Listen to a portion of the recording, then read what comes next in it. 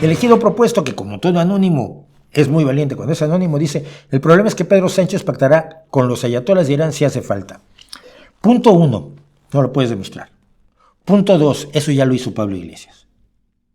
Cuando se puso de acuerdo con los ayatolas de Irán para que le dieran un espacio en Hispan TV, la televisión iraní en español, para la propaganda de los ayatolas en español, y donde tuvo durante muchísimo tiempo su programa.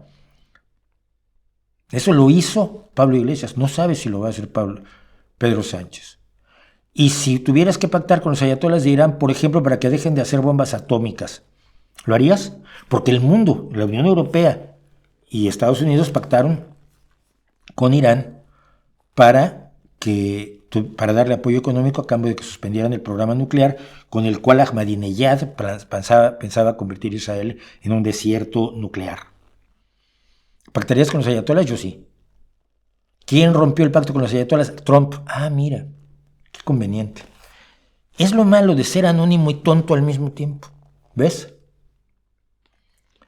Que puedes decir cualquier tontería, pero si es una tontería va a lucir inmediatamente. Lo tonto no se puede ocultar, de verdad.